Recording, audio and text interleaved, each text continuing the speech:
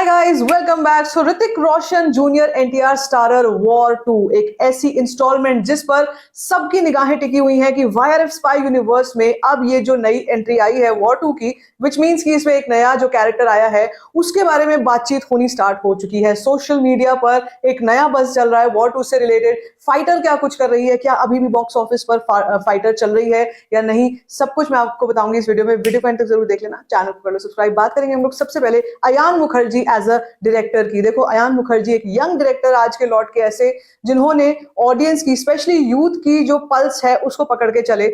चाहे वो वेकअप सिड हो, चाहे वो ये जवानी है दीवानी हो, चाहे वो ब्रह्मास्त्र हो, तीनों ही जॉनर्स बिल्कुल अलग अलग एक दूसरे से, लेकिन फिर भी Ayan Mukherjee has proven his mettle as a director. तो जब हम बात करते हैं रेंज की कि किस तरीके की रेंज उन्होंने हमारे को सिनेमा में दिखाई है, तो जैसे मैं आपसे कह रही हूँ कि चाहे वो रोम कॉम थी या वो ब्रह्मास्त्र जैसी साईफाई फिक्शन मूवी थी, और जिसको लेकर बहुत नेगेटिविटी भी थी शुरुआत में, लेकिन फिर भी हर चीज को डिफाई करते हुए अयान मुखर्जी ने एक ऐसी अपने आप को लेकर कह सकते हैं कि अपनी ब्रांड इमेज बनाई है जिसके ऊपर एवरीबडी वांट्स टू सी कि भाई ये बंदा नेक्स्ट क्या करने वाला है। और जब हमारे पास वॉर 2 की न्यूज आई थी that War 2 will be directed by Ayan Mukherjee, everybody including the trade experts had their doubts कि भाई इस बंदे ने मेनली, अगर हम देखें, एक तो जब हम अयान मुखर्जी का नाम लेते हैं तो रणबीर कपूर का भी नाम साथ में आता है, क्योंकि अगर मैं इन तीनों दो तीन मूवीज जिनका मैंने नाम लिया इन तीनों की बात करती हूँ, कॉमन फैक्टर रणबीर कपूर है। तो कुछ तो एक कह सकते हैं ना, दोनों में आपस में एक सिंक्रोनाइजेशन बहुत अच्छा है, लेकिन but still when it comes to action genre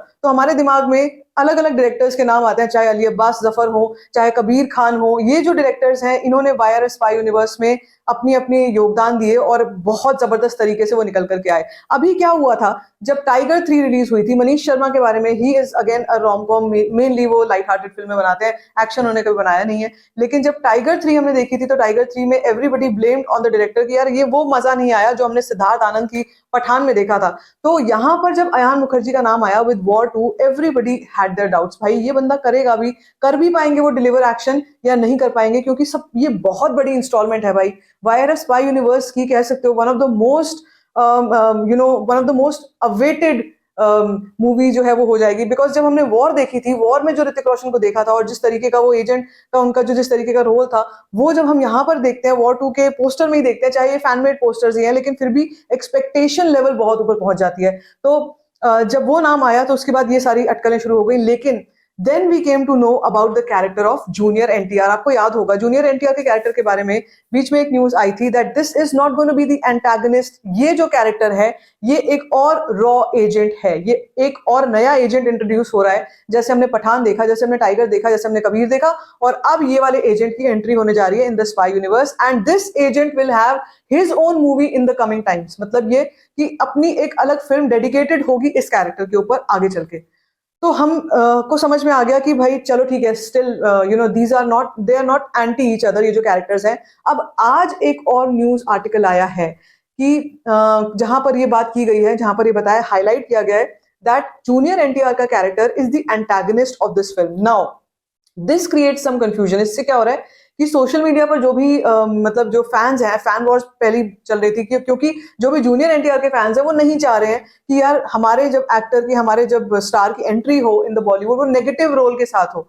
तो दे वांटेड कि नहीं, ये जो जब ये एंटर हो, जब ये इंट्रोड्यूस हो, तो ये भी, इनको भी एक पैरेलल कैरेक्टर मिलना चाहिए, यानी कि दोनों ही प्रोटैगनिस्ट होने चाहिए। जो कि जब न्यूज आई थी ये वाली कि भाई ये भी प्रोटैगनिस्ट है, वो सुनने के बाद जितने भी मेकर्स हैं सब लोग खुश, जितने भी फैंस हैं सब लोग खुश थे। अब इस वाली न्यूज के बाद वापस से खलबली शुरू हो गई है, क्योंकि सोशल मीडिया पे जितने भी फैंस हैं वो सबके सब ये कह रहे हैं यार हाँ, वाई इज इट दैट हमारे इतने अच्छे अच्छे स्टार्स हैं, जब आते हैं एक नेगेटिव रोल में आप लोग उनको बॉलीवुड में लेकर के आते हो। और जो हमने देखा भी है इन द पास्ट, हमने काफी सारे देखा भी है। लेकिन अगर मैं आपको बताऊं, एक 90s का भी जो एरा था उसमें भी जो साउथ के एक्टर्स इंट्रोड्यूस होते थे एज मेन कैरेक्टर्स, उनके ऊपर फिल्में बनती थी, मेन कैरेक्टर्स इंट्रोड्यूस होते थे, चाहे वो चिरंजीवी सर थे, चाहे वो नागार्जुन थे, चाहे वो कोई भी एक्टर थे साउथ के, लेकिन उन्हीं के ऊपर फिल्में बेस्ड होती थी। और रजनीकांत वगैरह तो खैर बहुत बड़े बड़े एक्टर्स थे ही शुरू से साउथ के। तो कमल हसन सर, मतलब उनके उनकी तो अपनी एक लाइनेज ऑफ मूवीज है जो अपनी खुद की बनाते हैं। तो यहाँ पर फैंस थोड़े से नाराज फिर से कह लो हो चुके हैं कि यार फिर से एंटागनिस्ट वाला एंगल कहाँ से आ गया, ये होना नहीं चाहिए। क्योंकि अगर आप एक तरफ बात करो और एक तरफ ये ऑफिशियल न्यूज आ चुकी है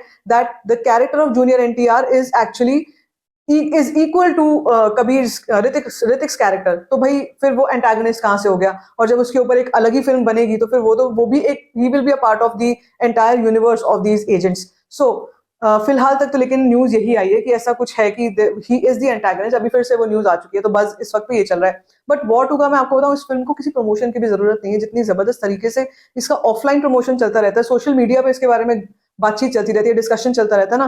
फैन मेड पोस्टर्स, अभी एक पोस्टर आया था, एक फैन मेड पोस्टर था, उसमें हाथ में तलवार थी। एक एक और लीक्ड इमेज भी आई थी, आपने देखा होगा, of Hrithik when where he is shooting, और उनका फेस पे हाफ बेयर्ड, मतलब बियर्ड वगैरह है, लाइट स्टबल जैसी है, और वो अपना मतलब अपना कुछ सीन वगैरह शूट कर रहे हैं। उसके ऊपर भी न्यूज आई थी कि 100 दिनों का शेड्यूल जो है वो वॉर 2 का चल रहा है। तो भैया ये सब कुछ चलता रहता है, और ये सब चीजें जो आती हैं ये ऑफलाइन प्रमोशंस हैं, ये अनऑफिशियल प्रमोशंस इनको बोलते हैं। अनऑफिशियल प्रमोशन जो है वो वॉर का ऑलरेडी चल रहा है। सो अभी तक ये कहानी चल रही है। बात रही फाइटर की अगर, तो मैं आपको बताऊं, this is, you won't believe it, fighter अभी भी बॉक्स ऑफिस पे चल रही है। अब मार्च भी, मतलब कह लो भाई 19-20 मार्च आ चुकी है, और हाफ महीना भी खत्म हो चुका है मार्च का। तो भैया आप ये सोचो कि वो फिल्म कब से लगी हुई है, अभी तक चल रही है। और जैसे मैंने आपको बताया ही था कि 50 डेज तो कंप्लीट कर ही चुकी है, मेरे ख्याल से अब 55-56 डेज हो रहे होंगे अब फाइटर, जिसमें ऑलरेडी अभी भी चलने के बावजूद भी इसका ओटीटी का भी डील का वो आ गया, मतलब ओटीटी प्रीमियर का भी डेट आ चुकी है 21 ऑफ मार्च। और साथ साथ में बात करी मैं कि जैसे इक्के दुक्के शोज ही सही, लेकिन अभी भी है दिल्ली एनसीआर में, एक दो ही शोज बचे हैं, मगर fighter is fighting like a fighter, literally.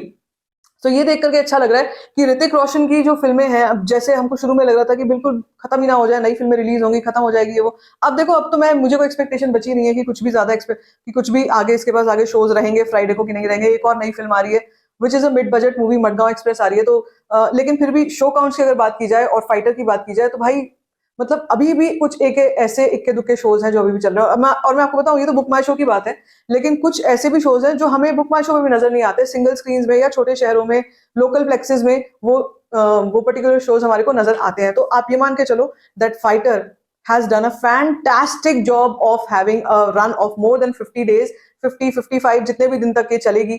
I think extremely phenomenal to see this kind of a response. और मुझे पता है कि अभी जब सोचो फाइटर के साथ ऐसा हुआ है, फाइटर इतनी चली है, जब वॉर आएगी, वॉर का क्या हाल होगा भाई, बॉक्स ऑफिस फूटेगा बुरी तरीके से। क्योंकि जिस तरीके से लोगों का रिस्पॉन्स आ रहा था ना फाइटर को लेकर भी, और अभी भी जैसे सपोर्ट मुझे मिलता है इन द कमेंट सेक्शन, वो देख करके समझ में आता है कि यार मतलब सामने जो ऑडियंस बैठी हुई है, जो बिल्कुल जो न्यूट्रल ऑडियंस जिनकी हम बात कर रहे हैं, या जो एंगेजमेंट दे रही है, इसका मतलब लोग अभी भी इस फिल्म को लेकर के एक्साइटेड थे, देखना चाहते थे। वो बड़े बड़े नंबर्स नहीं देख पाए due to some negative narratives whatever happened with Fighter. But I would say fantastic job that the exhibitors have done, the makers have done, and अब बस वॉर 2 का इंतजार है, और उसके बाद देखेंगे कि क्या होगा। वैसे भी स्पाई यूनिवर्स की, जैसे मैं आपसे बात करती हूँ, स्पाई यूनिवर्स की जो फिल्में होती है ना, एक और फैक्टर होता है उनमें, when it comes to the collections, हमेशा ही कलेक्शन ज्यादा आती है, क्योंकि टिकट प्राइसिंग ज्यादा होती है। वॉर 2 3D IMAX सारे फॉर्मेट्स में आएगी, तो इसलिए टिकट प्राइसिंग बहुत, मतलब ऐसी नहीं होगी, सस्ती पिक्चर नहीं होगी देखनी, जैसे हम लोग देख रहे हैं ना अभी बीच के टाइम में ऐसी फिल्में आई हैं जो 190 रुपए में, 200 रुपए में आप देख के आ सकते हो। वॉर की अगर हम बात करते हैं, तो वॉर 2 की जो टिकट प्राइसिंग होगी वो अबव 300 जाएगी इजीली, हर जगह, हर लोकल प्लेक्स में भी। तो आप ये मान के चलो भाई, कलेक्शंस के मामले में ये फोड़ने वाली है। तो क्या लगता है आपको, वॉर 2 में जो जूनियर एनटीआर का कैरेक्टर है, जिसको लेकर इतना कंफ्यूजन चल रहा है, what do you have to say on that? Let me know in the comment section. बाकी if you like this video, give it a thumbs up, don't forget to share it, and don't forget to subscribe to my channel, which is called Storyfying.